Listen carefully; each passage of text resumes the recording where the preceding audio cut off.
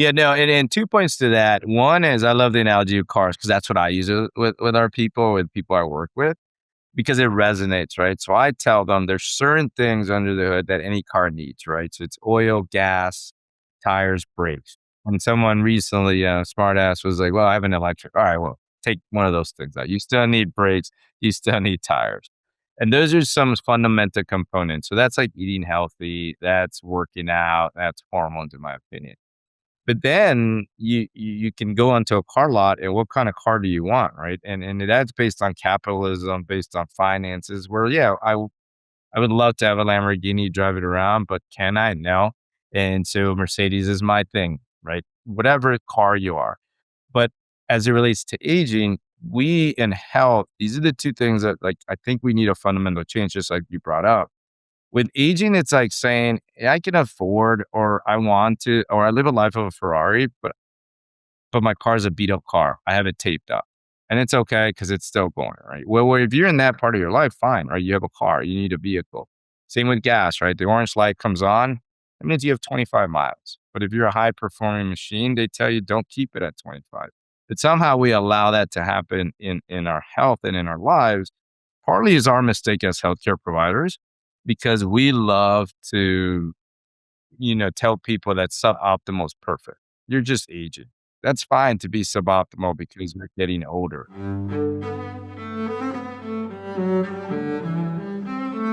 All right. Well, welcome everybody to the Sean Trey Show. I've got an awesome guest with me today, and I'd love for you to tell people who you are and a little bit about what you do. Yes, thanks for having me. So I'm Dr. Nestor Rodriguez, board certified emergency medicine physician, still practicing. I like to make that known. Who's also a longevity expert. And with my wife 15 years ago, we co-started Carbon World Health, which is a one-stop shop for health, beauty, and fitness. Coming from the world of before wellness was a thing, right? It was leaving academics was a crazy like, what are you doing? You're at the top of your career, but we were seeing the gap between how do we treat people of wealth, how do we treat people of elite access because of their title or money, and then downstream effects of like in the emergency department. And we had an issue with that. We're like, why don't we think differently, both on how we look at our health and then make it cool, right? If I'm going to make you healthier, fitter, then you might as well look better, my wife says. So we put everything that you can think of under one roof, and it's been quite a ride. And now, obviously, wellness is a big thing everywhere. And I think we've been leading that charge since opening. So it's been quite a ride, but it's been awesome. That's awesome, man. It's like one of the things that I think that I know people take for granted is their health. We coast by, and people will be like, how you doing? I'm okay. I'm okay. I'm this or that. But like, I noticed it. Like, I grew up very active from a family that was always out active and doing things. But I was working so hard after I'd started my company that suddenly I was feeling gassed. When I was just doing this and that. And I was like, suddenly, and I told myself that the other day I was talking about to someone, and there was this great thing that we were talking about dreams, values, but like if you want to accomplish something, you got to have your dreams. You got to have stuff you want to accomplish. You got to have your values, like what's important to you and why are you doing it? But you also have to have habits. And the habits are the most important thing because that's what builds it. And my daughter went to Muay Thai class 3 times a week. And I was like, I went over to them and I studied martial arts for a long time. I'm a black belt in Japanese style jiu-jitsu, which is kind of like judo. And I went to the gym and my friend was the one who ran the gym. And I was like, hey, can I work out in here while my daughter's doing her Muay Thai class? Like, sure. It's a couple bucks and it was a really great price. And I was able to do it at the same time as her. And I just felt great getting back in shape. But it was like those little choices, those little habits are so important because they compound, you know, there's something that someone told me yesterday, like, they're like, would you prefer to have $100,000 now? Or would you prefer to have, get $100, but every time you go work out, the amount of money doubles?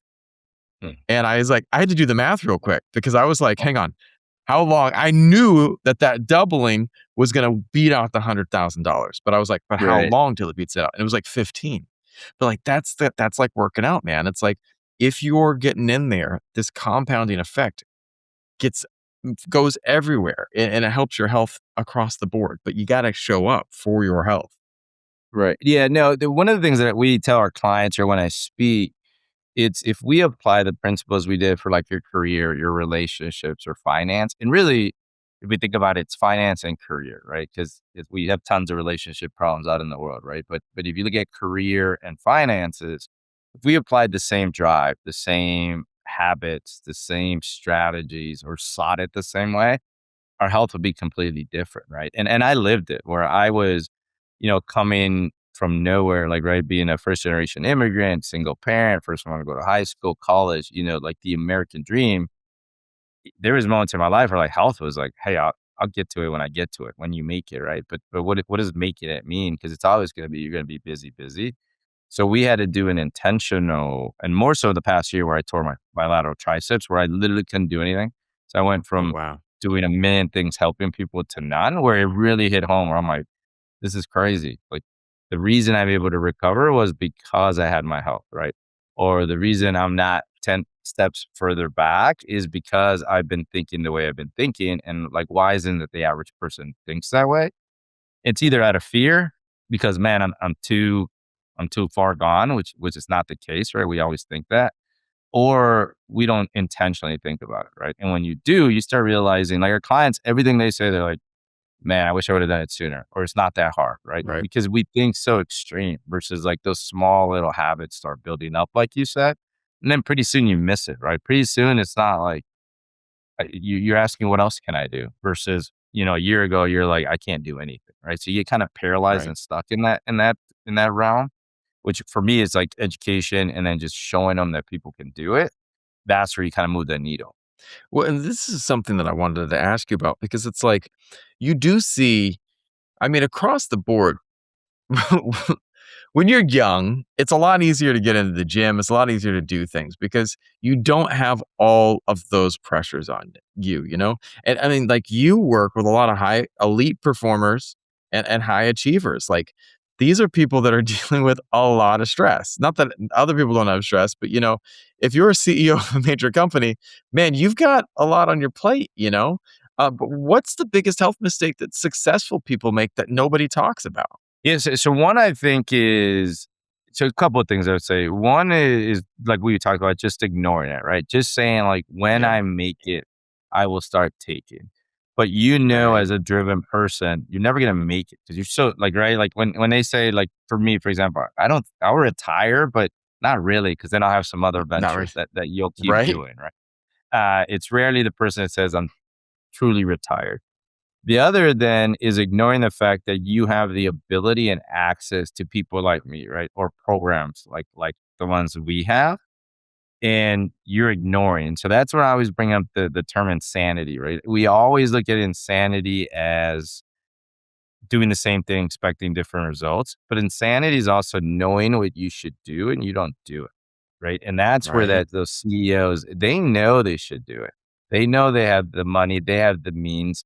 And truly, if you think about it, if you prioritize a meeting for a new client or a meeting with staff or to expand, you made the time. It's just how are you going to make it? So then we coach them of, can you wake up 30 minutes earlier?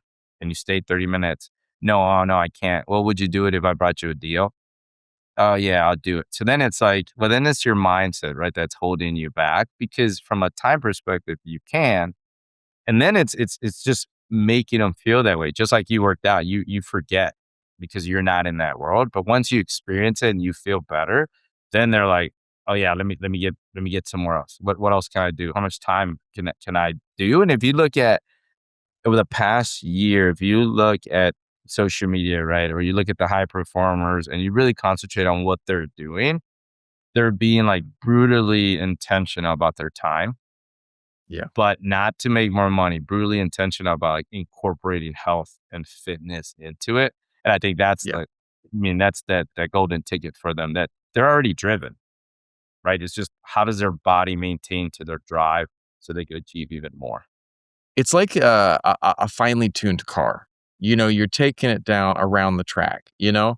If it's Mhm. not, like, in top shape, it's gonna be not going good. I watched this, video. I love watching these videos of these, 40 something, 50-year-old guys that are like, "I'm gonna go" 40 something, normally it's 40 somethings that are like, "I'm gonna go run a track race with my buddies."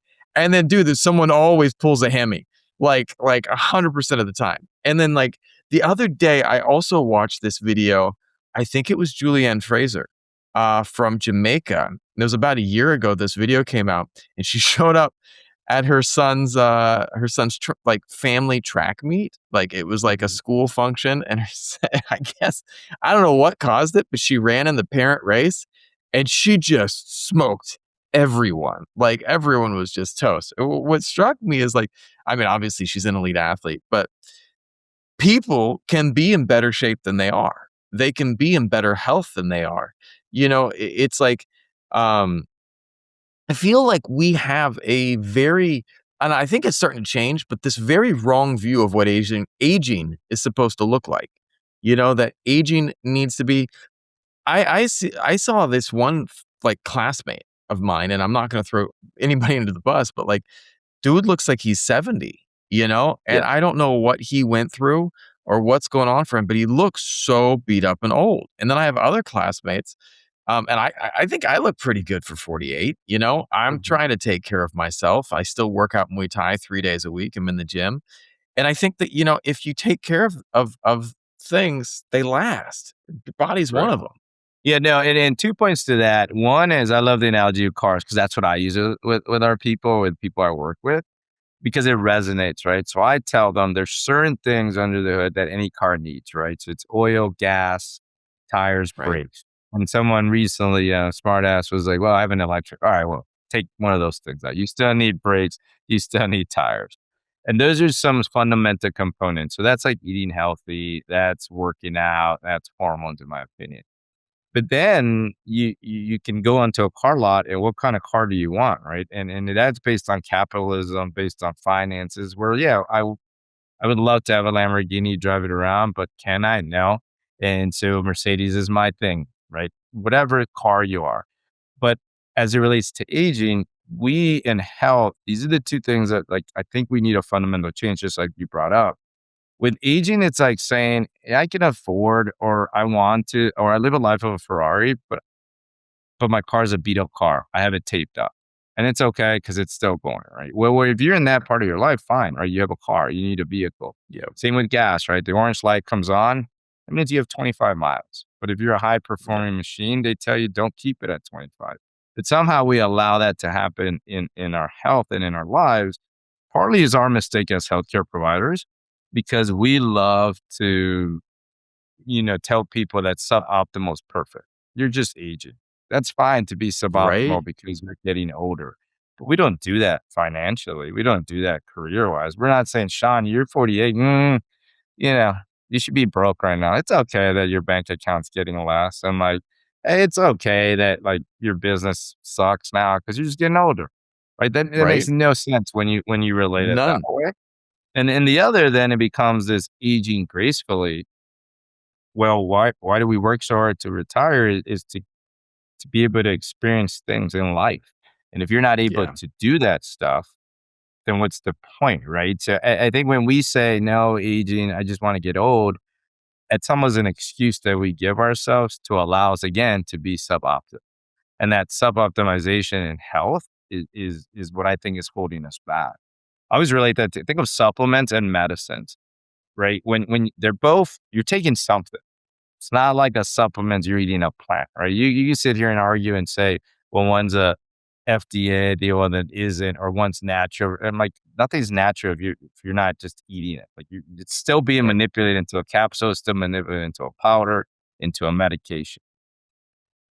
But we look at supplements as it's elevating my life, helping my life. We look at medications like I'm fixing a problem. Even though I Mm, tell my patients, like in the hospital and clients at Carbon, it's don't think about it that way. Anything you're taking, if you're taking it to make you better, should be viewed as elevating. It nice. shouldn't be viewed as this is negative and this is positive, because if you do, by default, you already are negative connotation to this. You're not going to want to do it, Yeah. right? So people will say, I'll never take a medication, but do you take supplements? Oh yeah, like 80 of them. Right. Where's the logic behind that? What are you talking Yeah. about? It's just the things that we've been drilled in our head and the way we view health that that we have to change the narrative and in the doctors too, like our hospital system. I tell people, everyone says it's broken. You hear that all the time. And to me, it's like, well, let's take that further. It's broken in the sense that cost analysis, in the sense that there's so many delays, in the sense that I can't spend good enough time with you, Sean. But it's not broken in that I'm phenomenal at picking up bad stuff, like our Yeah. technology, our knowledge. Problem becomes our theory in medicine is if it's not broken, then I don't need to address it till Right. it's broken. And that's a problem because again, you don't do that anywhere else in life. You fix it so that it doesn't get worse. In healthcare, we do, and I always talk diabetes as an example. You're pre-diabetic, and the range is this big. Well, in carbon, or from my understanding, if you're looking at longevity, anytime you get into that red mark, you Yeah. you got to do something about it. You can't wait till it's here. But doctors will say, "Well, you're not that diabetic." So if you hear that 3 times, Sean, pretty soon you're gonna be like, "Well, then diabetes isn't that big of a deal because my doctor is telling me I'm not that bad." Till you have it, right? And then once you have Right. it, now we're like, "You're the worst person ever. Oh my god, you gotta change. Oh my god, you gotta be medications." And I think both parties had a fault in that. One in not taking it seriously when I said you're pre, and the other one is the doctors allowing you not to take it seriously. I had a family member that a while ago went to the doctor and they said cholesterol's high, you've got some stuff going on, and you need to make changes. And I looked at my wife and I said, this family member needs to make these changes. We got to change up diet. We've got to get them exercising. Will they go walk in the park? Like that's not enough. They need to be doing more. They need to be really working with someone who can help them optimize what they're doing. And then that person slid back to the norm. And, it's like, well, this is what we've been doing and it's okay. And then last night, had to send them to the ER. They had a blood pressure of 150 over 115. And I was like, this is not good. And I pulled up the ChatGPT for my wife and I was like, I'm gonna explain this for you in so as a language so that these people can understand, our family members can understand what's going on here. This is dangerous. You need to go and see someone. And all I kept thinking was 2 years ago in that last appointment where there were those recommendations for change, where there were these things that were said, and now that person is dealing with something that is more serious because they didn't make the changes at that earlier light on moment. Because again, the doctor, and this is the part that pissed me off, when they went to that doctor, he's like, "Well, I can't find a problem." And yet, all of us knew that there was something going on, and this person was not going down the right path of wellness. And yet, because there wasn't something that was like, this is it, there's just mildly, high blood pressure and some higher cholesterol. But yet, the person's like, they left with the wrong thing in their head. They're like, well, he just didn't say I was sick. Like, no, but he did say that you were headed the wrong direction. And that wrong direction, I think, is something that we got to get people to buy into? Right.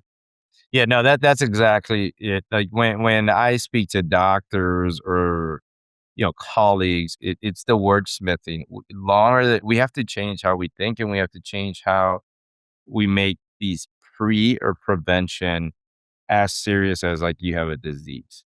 But it's Yeah, it's years of us just not. So, but we're like I said, yeah. If you're not broken, that's the analogy of like hormones with the gaslight, right? Like you don't wait. Most of us in life, you learn that the orange light of gas. You don't wait till it's at the very end, right? We've all done it at right, some point, and I joke around like I had. It's crazy. Like as of 2 years ago, I just didn't even see, and then we stopped. I had a buddy come and he gave me so much crap. He's like, "You preach about this." I'm like, "I know. I didn't even see the orange light, right?" So it does happen in life, right. but the understanding is I'm not gonna let it there, and then what it is, I gotta get improved. Yeah, But in health, it's still that like I have to wait till I'm in the injured zone, into the disease zone before I'm gonna do something. And honestly, we'll blame insurance industry, we'll blame the healthcare system. but we're part of it, right? So we are part of the Yeah. problem as physicians, and the narrative has to change. And within wellness, it's also now flipped 180 in that now on social media, right? Everyone's a doctor. Everyone has Right. experience. Even with Right. ChatGPT, right? Everyone has. Right. I always tell people, well, be careful of that too, because there's a 100%. reason we train so long. There's a reason we have board certification, right? There's a reason we have to keep up with ours. You might have the same knowledge. For example, me and you can read something on ChatGPT, but Doesn't mean we you've think seen about it. it differently. We Yep. apply it differently. And if it was a topic, I guarantee you, I'll ask the question. So that blood pressure, you might ask in a certain way. I might ask in a different way because of my training. And that's 100%. the difference that you want to get. And so for Yeah. longevity space, you talk about all these rituals, you talk about peptides, hormones, red light, cryo, and to me, they're all good if for it depends for the reason you're doing it. And then it Oh, depends nice. on protocols.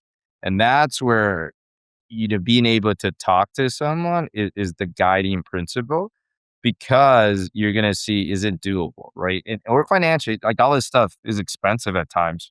So to me, it's like, well, Sean, okay, you're does money matter? No, great. Then here you go. This is everything, right? If Yeah. money does matter, then it's my job to say, out of all these things, good, better, best, this is what you should start with and why. I know your Yeah. buddy has a Lamborghini, but you're not there. So just ride on the Lamborghini and ride with them, but you can't get it right now, right? And so you Yeah. put that all into perspective, then that's how I think we start changing the narrative. Same with working out. All right, just 3 times a week.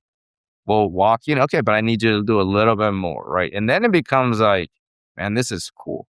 Like I can Yep. see the changes. I'm getting healthier. And so that's I agree with you. Like the way we think about aging, the way we think about disease has to change. And it's interesting because, like, one of the things too, like, I was, you're right. Maybe your buddy has a Lamborghini. But you're not gonna be ready for that Lamborghini if you aren't getting in and learning to drive, you know? So start showing up. If you go to an expensive gym, great. If you can get expensive supplements, great. But you know what? You might be at the point where just getting something is the right step, And that makes me wanna ask this question because, like, when you think about longevity, like, what matters more, like cutting edge medical tech and it's that, or is it the little daily habits and routines that make the bigger, movement for a person? Yeah, I think it's the daily habits. It's starting like building blocks on where you're at and not skipping with the if you don't have tires, well, you got to get tires to the car analogy, right? If you don't Right? have brakes, like rather than getting a paint job or the cool things that we like. And so every day I get a new client that says, "Hey, I love it. I heard you talk," or whatever, right? A friend referred me to you, and I'm looking to be on all these 10 things. And then I go, let's say it was you, Sean. You send me a list, and I'm like, Sean, why? Well, I mean that's the longevity. That's what everyone says you need. I'm like, yeah, but who's everyone, right? Like, well, where are you? What have we gotten labs? Have we gotten metrics? Have we measured something where I can prove it to you, not just be a great salesperson, for example? And then what does it apply? What do you need? And then oftentimes people are let's say out of that, let's say just a medication, for example, or a peptide. Those 10 peptides, 4 of them do the same thing. And then becomes like, well, how are you going to do it? Well, I don't know. Why do you want to do it? My friend, right? So it's like, it's the small, to me, it's the small little things. When you build up, that's where the cool part comes, right? Yeah. Your building block is able to amass a bunch if you have money, but your Yeah. building blocks might be just 3 or 4 floors, right? Like your house might not be Yeah. 10 floors, it might be 4, but those 4 are way better than you ever were and is gonna sustain you for the longer period of time, with the goal being if you're healthier, you're either happier, which is, you can't put a dollar value into that. You're Right. happier, you show up better for your family, your kids, your work, but then that should replicate into financial and career development too, right? So that's where we forget that all that like leads because a happy employee, a happy doctor, I can create way more than when I'm grumpy Yeah. just surviving where it's like this is my there's a ceiling to my limit, to my sky. My personal I have a certified financial planner, CFP, and his name's Kevin Dunford, and I love the guy. And Kevin is awesome, and I picked Kevin because, um, Kevin's whole thing is about health and wellness. And, Mhm. like, he's like, "If you wanna be truly successful, you need to take care of your health." And, like, he's like, "You wanna be rich? Take care of your health," you know, because people don't realize that if you wanna be productive and you wanna get out there and do stuff, you got to be taking care of your health. Today, one of my employees was like, "Man, you're really stressed." And I was like, "Yeah, I work hard. I focus. I get a lot done with my company. We've got a lot going on." And he's like, "But you guys should take care of yourself." I was like, "Dude, I get good sleep. I eat healthy. And like after we're done here, like I work really hard, but when we're done, I'm going to the Muay Thai gym with my daughter. I am gonna like hit those bags so hard, and I'm de-stressed and I feel great. And then when I come home, I turn off work, and so I'm like, I'm okay. Like I'm actually Right. okay. Like I understand I'm working hard, but I've trained for this, and I feel good. And it's like, I also understand what I need to do to make sure that it doesn't get overwhelming. I put in my headphones, put in my relaxing beats to help me stay calm and just it can keep that center and that zen. But like I've been doing it, I've been training myself, and I can understand like how if I wasn't, oh man, it'd be really easy to get super overwhelmed super Right. fast. But this is my question though, because with other people that are in a similar situation, like other professionals, like what separates people who transform their lives from people who stay stuck even when they have resources? Yeah, I think it's the intentionality, right? Whether Mm, it's and I can tell you, I've lived it, right? Where it's you you become what you intentionally want to do, right? And to your point, like your stress wouldn't imagine you weren't doing all those things. The stress is not gonna get better. It would get yeah, worse, right? And it would affect you differently, which would be worse, not better. Because stress is gonna be around, right? The high profile position, you wanna grow your business, right? It's gonna be there. It's not gonna go away unless you go in the middle of nowhere and that's your right. happiness, right? But the majority of us, the stress is gonna be there. It's just how we deal with it and how we do it. So I think of the people there, I mean, I gotta tell you, there's so many people that are at the top of their game, and I was one of them back in the day where because I always tell people you intentionally ignore it by not intentionally prioritizing, and you're just Yep. kidding yourself of saying you don't. So I think the big difference, you see it in sports, right? Why is it Tom Brady? Well, he invested, but for every Tom Brady, there's another athlete that has the money, has the access that doesn't and didn't have Yeah. as career like Tom Brady. Same as a CEO, right? Same as a high performer. It's you have to intentionally do it. Otherwise, something else is going to occupy that space. And you have to do it. You have to do it. You have to find those habits, those rhythms. And just like what would you do? We talked about earlier on the show, right? Like your business. And I'm like, damn, yeah, I need help. Let me go. Right. That's where I think the second trick to people have access and money is well, then partner up with the people that can make it. Right. You don't Yeah. have to recreate the wheel. If you can, Right. whether it's me or someone else, like if you come to me and you're like, "Hey, Nestor, can you help me with this?" That's gonna save you a lot of time. They're like, "Sean, don't even worry about it. Give me your life. Give me where you're at. This is stuff you need to do. We'll meet monthly. We'll adjust things." That's a different thing than you trying to do it by yourself because that's gonna be like a surmountable mountain that you're like, "Why am I even gonna go this?" No, I'll do it later when I have more time. So I think those are the two: the internet intentional part of it, and then the partnering with the right people. You just spoke with financial advisor. You could probably and even now with ChatGPT, right? People will argue that they could be just as good as a doctor with ChatGPT than my training. Sure, go at it, right? But the amount of Right. time it's going to take you to figure something out rather than working with me and ChatGPT, Right. right? It's a whole different ballgame for that stuff. And, we were talking last night. I had Bible study with my wife and the Bible study group, Yeah. and I brought up, we were talking about, counseling and relationships and how spirituality or God can plays into things or religion, right? Whatever it might be.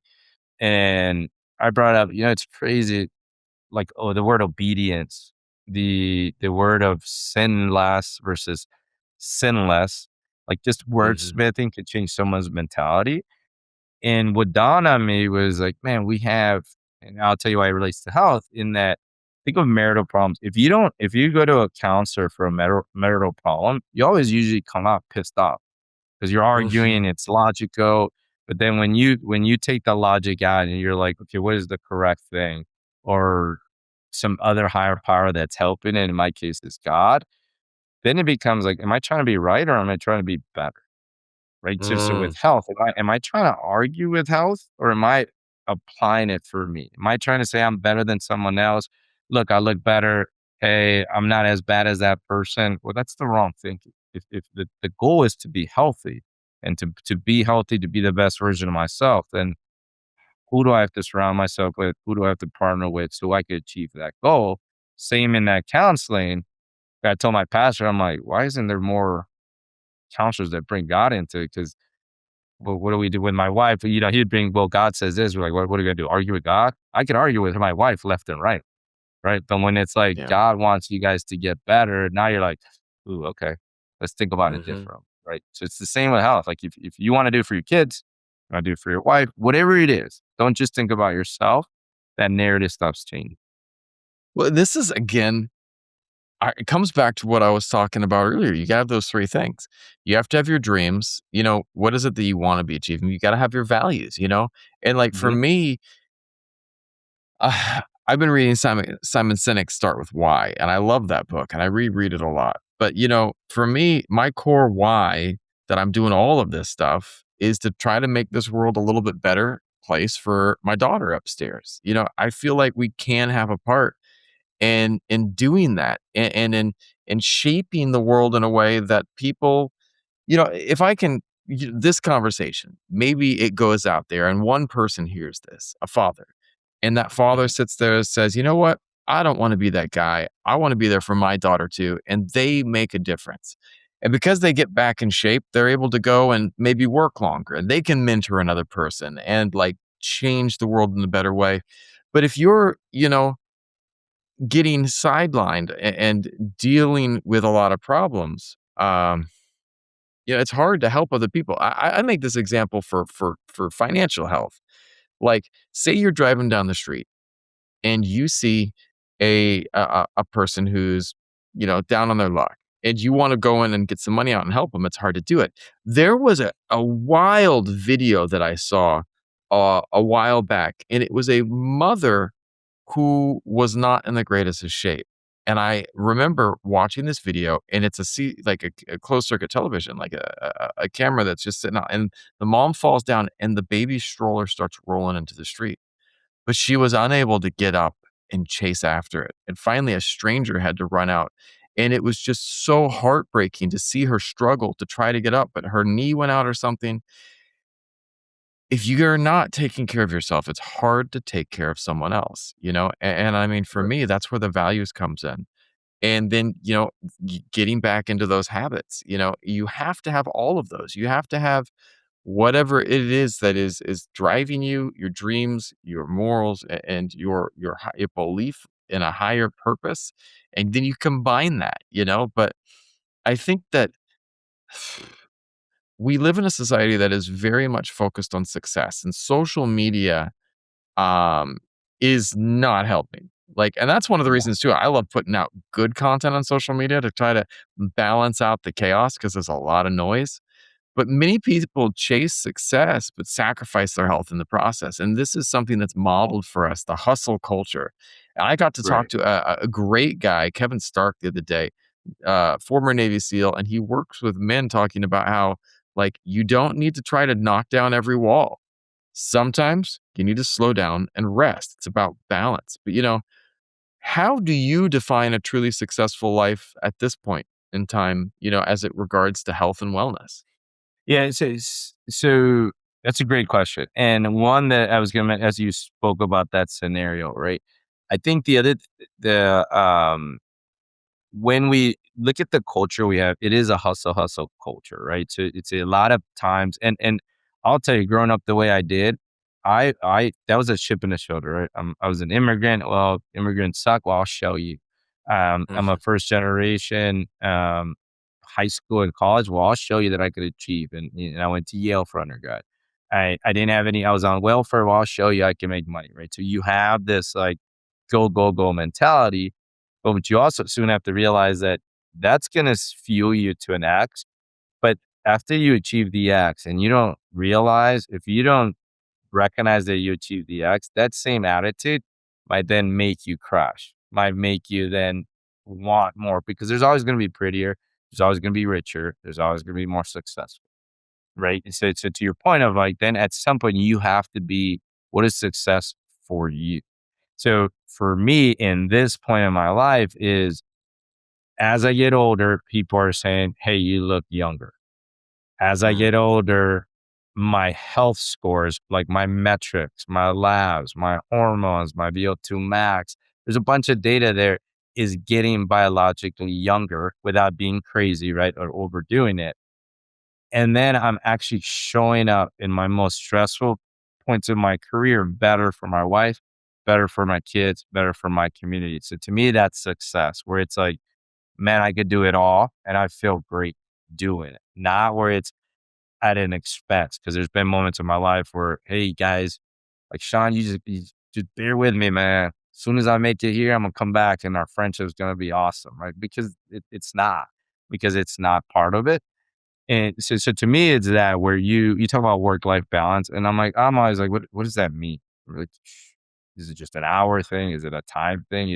It's not. It's what you make it. What your balance can be different than mine. And to me, is that I'm happy. Where really, if you had interviewed my wife, my kids, they'll tell you, yeah, he's changed to the point where he can deal with stress better. He could put things in perspective. I did grow back in faith and close to God, where before it was like medicine beats it out because you don't even have time to go to church. And if let's say you wanted me to go to church on Sunday and I tell you I have to work at the hospital, you're not gonna blink twice. But if I yeah. if I tell you I gotta watch the game, you're gonna be like, "Come on, Nestor, like, really the game? Oh God." Like, but we have these outs, and it's my job to say those aren't outs. I still have to incorporate what these values are in my life, so I can every day wake up and I'm happy that like you mentioned earlier, making the world a better place every day. And I truly believe that, and it's feasible with the right team around you. The other thing I was Mhm. gonna say when you mentioned social media, it was funny in the same Bible study. Do you think Jesus would have a social media account? And the pastor was like, I don't think he did. I'm like, I think he would because Yeah. you have to put good stuff out there. Otherwise, you're just Yes. getting this negative stuff. So Jesus would use it. Now he wouldn't, not all the time or the way, but it was interesting conversation. I'm like, I think he would because he would show that that's what people are viewing. That's how your people are being influenced. And you Yeah. have to put the right influences out there. Otherwise, we're losing the battle that's that. And that 100%. relates to like body image. There's this thing of when we say wellness, or let's say we're talking, people would be like, but that's vanity. It can be, Right. and unfortunately, vanity is part of it, right? People feel better when they look better. Like Forbes Right? does these studies of like the top CEOs. I can't change my height. I can't change that I'm Caucasian. I can't change my eye color. But if you look at the top of like the CEOs in the world, it's usually above 6 feet.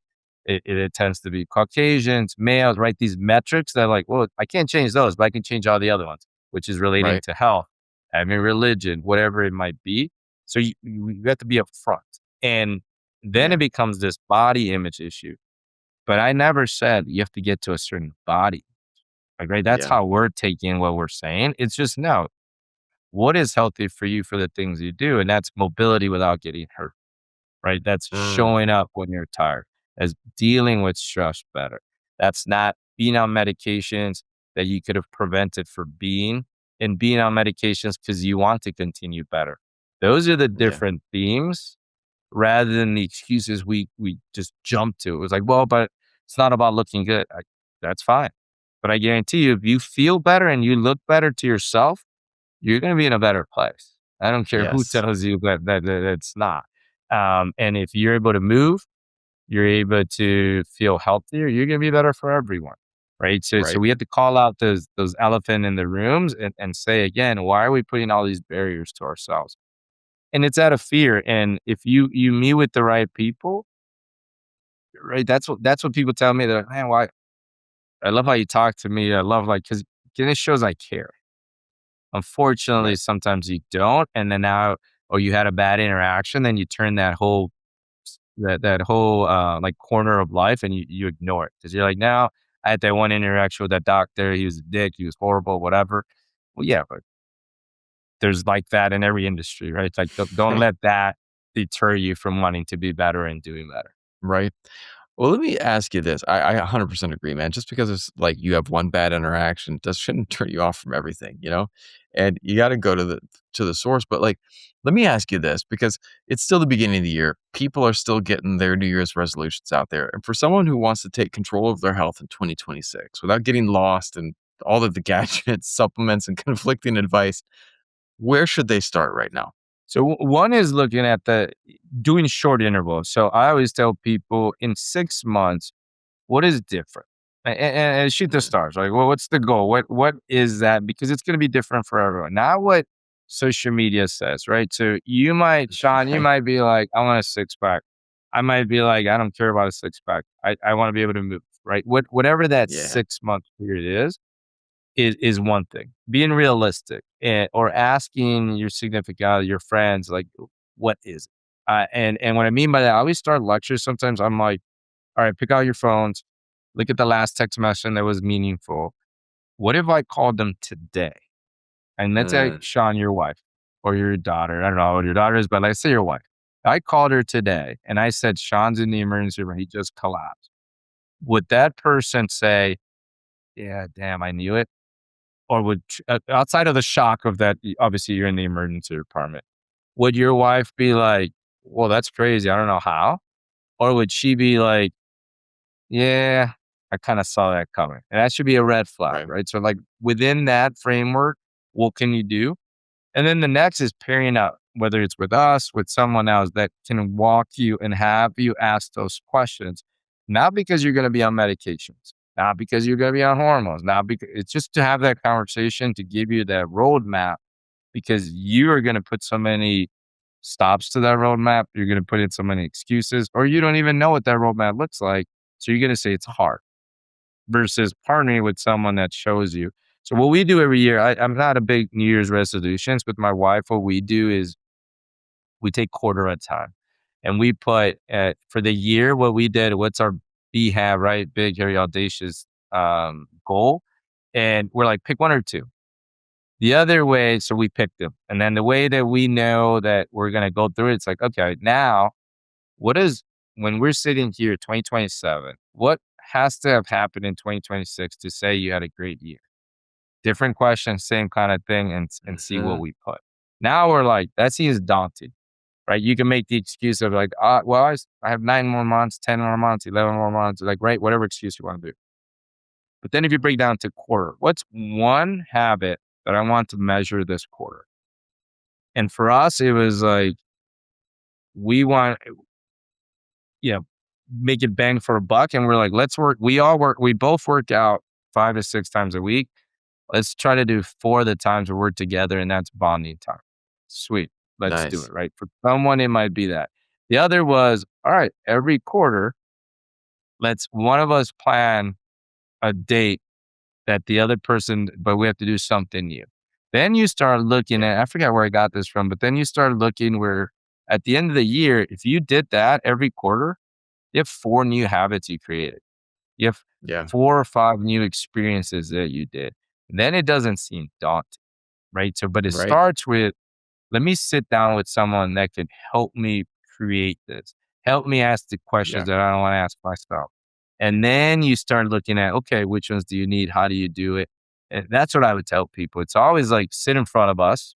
Let's talk about it, get the data we need so then we can figure it out. Think about financial advisor. Like the first painful meeting is always like you got to blurb out where your portfolios are, right? Like your books. You open it up and we're always scared, like, this doesn't look good. So a good financial planner is not going to say you suck. They're going to say, well, there's some work to be done, but this is how we need to do it. I love that. I love that. This is how we need to do it. And if they can you can get clarity, man, you can change anything, but you gotta Sure. have that clarity first. Where can people go to find out more about you and what you do? Yeah, so they can go to our website, carbonworldhealth.com. So CARBON World Health. And you can do it's also at Carbon World Health or social media. Contact us to the contact page and just say, hey, I'd love to have a consult. What I always tell when I join podcasts, if they mention your podcast, then they get a free consultation with me. And then we start kind of creating that work. And we can do it, you don't have to be locally. We work nationally, internationally. Like people reach out and we can help them, whether through our services or someone that I know around their part. And then follow, for me personally, I don't have social media other than LinkedIn, but I do create a lot of content there. And the other thing then is if you feel this resonates, I love speaking. I love traveling to companies or speaking events. And a lot of times, what I tell to changing the narrative of how we change things is I try to go into those environments that are never there. And so in a month from now, Mass Mutual or a section of Mass Mutual and West Point Finance, these financial groups have heard me speak. So now they're bringing me to their performers because it's high stress, right? It's a hustle. And they recognize if I can give this mentality or this framework to them, they could be even better and produce more for me. So any of those things I would say, but definitely reach out if there's questions, things I can help, mention you, we'll waive that fee. And, I'm here to help.